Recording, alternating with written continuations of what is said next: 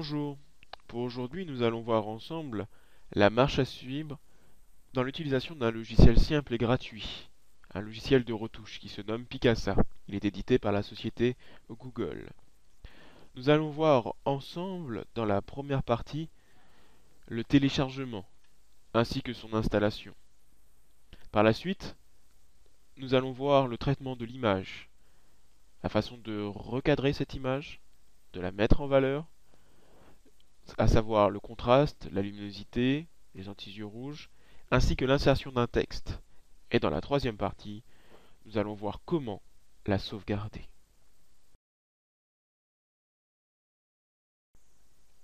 Pour télécharger Picasa, il faut se rendre sur le site de Google. Ensuite, sélectionner l'onglet Plus, encore plus, chercher le logiciel Picasa pour obtenir cette page. Il suffit juste de télécharger Picasa 3.6. Ensuite, il nous propose d'enregistrer le fichier. Nous cliquons sur Enregistrer et le téléchargement est en cours. À la suite de ce téléchargement, il faut se rendre dans Mes documents, Téléchargement, Picasa, double-cliquer pour pouvoir ainsi l'enregistrer. Voulez-vous exécuter? Exécuter.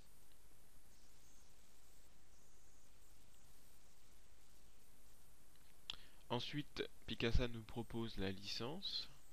Nous la lisons brièvement. Accepter. Il se mettra dans votre disque dur C. Cliquez Installer. L'installation est en cours.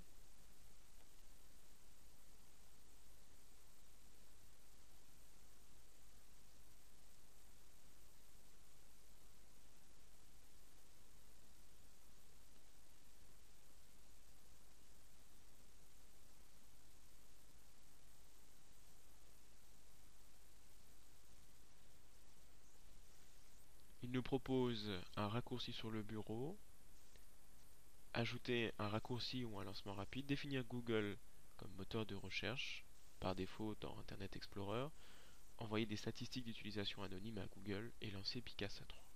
Pour ma part, je retire envoyer les statistiques et de définir comme Google. Nous pouvons fermer et Picasa va se lancer. Lorsque Picasa s'ouvre pour la première fois, il nous demande de chercher les photos stockées sur notre ordinateur. Donc nous avons le choix sur la totalité de mon ordinateur ou soit uniquement sur les documents, mes images et le bureau. Donc nous allons sélectionner, pour ma part, dans mes documents, cliquons Continuer,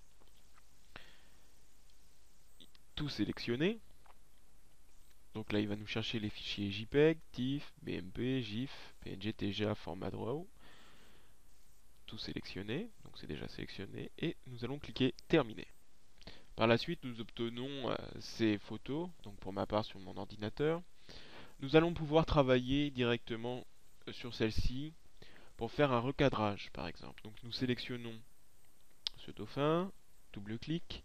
Vous voyez sur votre gauche différents onglets, à savoir retouche simple, le réglage pour un éclairage d'appoint, la lumière, les ombres, et différents effets qui peuvent être intéressants si vous faites de la photo.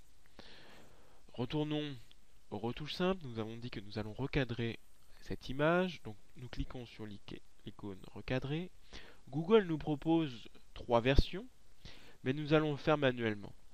Donc c'est simple, nous appuyons sur l'image, nous restons appuyés sur notre souris par un clic gauche, nous sélectionnons ce qu'il nous convient, nous pouvons recadrer de façon plus simple, plus propre, et nous pouvons soit appliquer, soit annuler. Alors nous appliquons, et nous obtenons une image plus propre. Après le recadrage, Picasa nous propose de nombreuses autres activités, à savoir insérer un texte. Donc nous cliquons sur l'icône Ajouter, modifier un texte, cliquez pour ajouter du texte, donc nous cliquons dessus. Nous pouvons ajouter le texte qui nous convient, par exemple Salut les amis. Nous pouvons l'insérer où bon nous semble, le mettre, nous pouvons l'agrandir, le mettre de biais, de composer de véritables cartes postales. Alors si cela nous convient, nous pouvons appliquer, soit annuler ou effacer pour recommencer. Nous pouvons changer la police de notre texte, la taille en gras, en italique.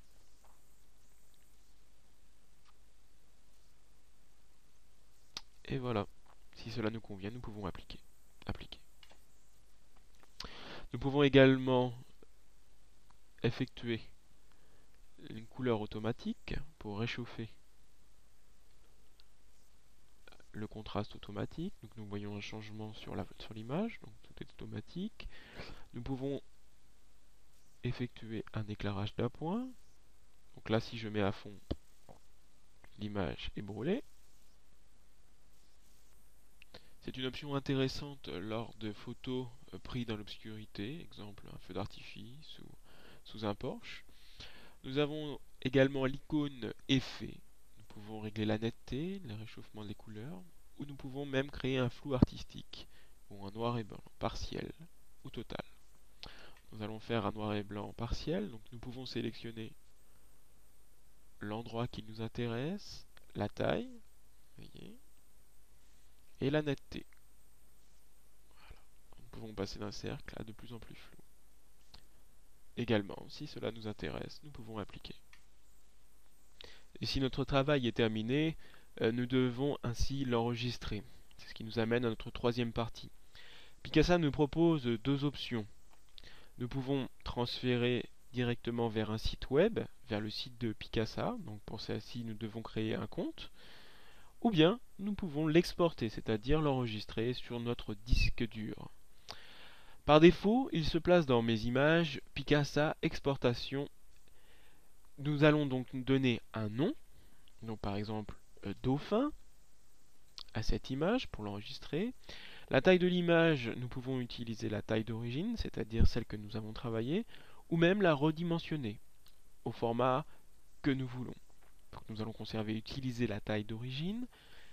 Nous pouvons mettre une option aussi également sur la qualité d'image, automatique, normale, maximale, minimale. Nous pouvons conserver automatique, car Picasa le fait de façon homogène et nous pouvons ainsi avoir une bonne qualité de photo. Et quand tout ceci est inscrit, nous pouvons exporter dans notre disque dur. Voilà. Donc il s'est mis dans Mes images, Picasa. Il a créé le dossier dauphin. Et quand nous cliquons dessus, nous obtenons notre travail.